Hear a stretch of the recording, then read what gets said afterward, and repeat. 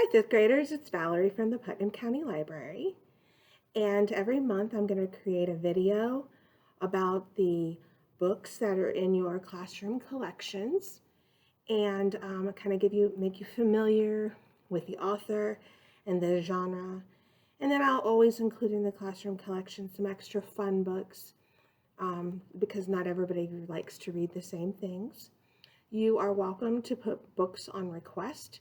So you can ask your teacher to email me and give me any kind of request that you would like me to get books from on hold. I can get books, again, from all over Ohio, just like we've done other years. So request away. This month's author is Mike Lupika, and most of our books are about sports. Again, I do have some other books mixed into your collections as well. So this is a little bit about Mike Lupika. Mike Lupika is one of the most prominent sports writers in America.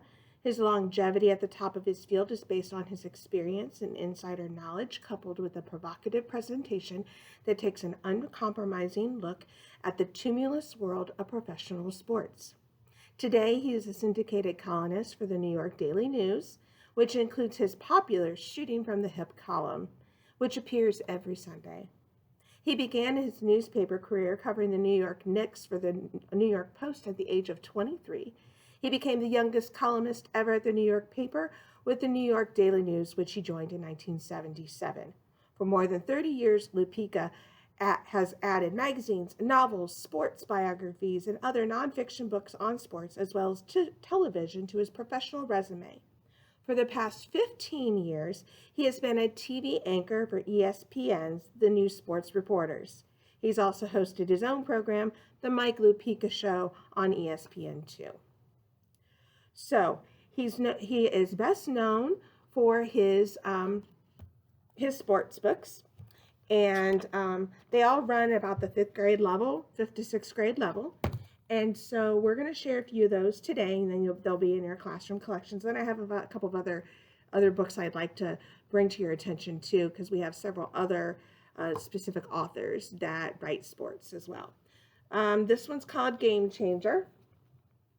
Ben and his friends are so excited to play in their own town's all-star baseball league, but in the first game of the season, Ben gets hit by a pitch. It's never happened to him before, and it shakes him up. Another player on Ben's team, Justin, is acting really weird. Ben's known Justin for a while, and they're friendly, but he's not one of Ben's closest boys. Justin is the team's best hitter, but his behavior on and off the field is erratic. Ben discovers that Justin's family is having some problems, and Justin is thinking about quitting the team. Like good teammates do, Justin helps Ben deal with his hitting issues while Ben is there for his friend as he is struggling. So this is Game Changer. The next one is The Extra Yard. So obviously this one's going to be about football. Last spring in Walton, everything changed for Teddy. Thanks to his new friends Jack, Casey, and Gus, he started working out, shaping up, and even earned a spot on the Walton baseball team. For Teddy, though, the team has always been football, which is why this year is so important. He's trained, he's practiced, and he's ready for anything. But is he ready for his long-absent dad to move back to Walton and into his life? When one of his teammates suffers a devastating injury and Teddy's dad starts helping out on the sidelines, it becomes very clear that this is not going to be the season Teddy was expecting. Can he find a way to go to the extra yard for the team and for himself, or is it the distance between him and his father too much to break through? And that was The Extra Yard.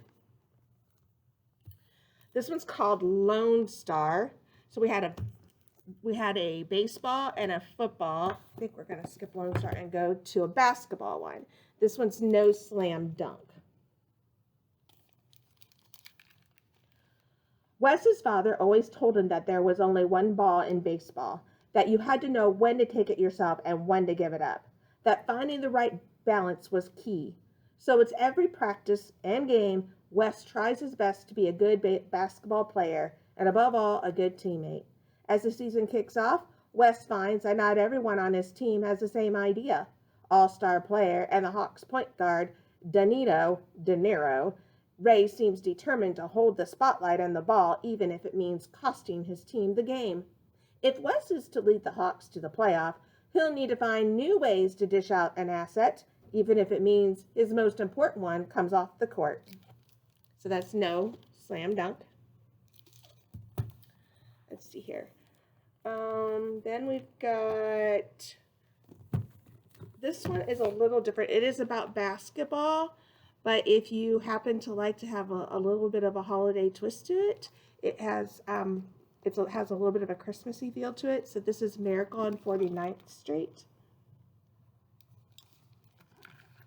Josh Cameron is basketball royalty, MVP of the champion Boston Celtics, and a media darling with a spotless reputation. He's got it all, including something he never knew he had, a daughter. 12-year-old Molly Parker catches Josh off guard. Molly claims her mother, Jen, revealed his true identity before losing her battle with cancer. Of course, Josh doesn't believe her. This girl must be trying to scam him for money. Why would Jen have kept his child a secret? Still, there's something about Molly, a certain look she gets and her smart aleck ways that remind Josh so much of Jen.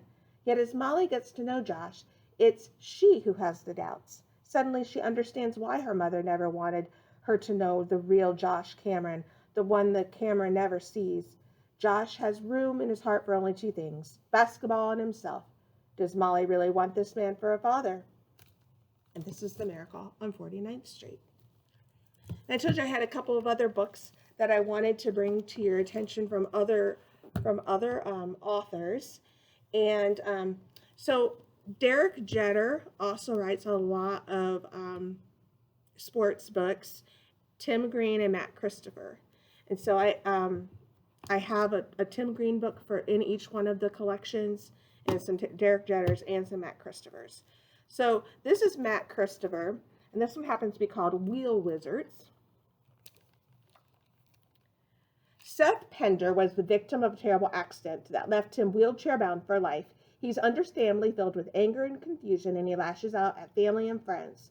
Then he meets Danny, who, like him, will never walk, but unlike Seth, Danny does something Seth thought he'd never do again, play basketball.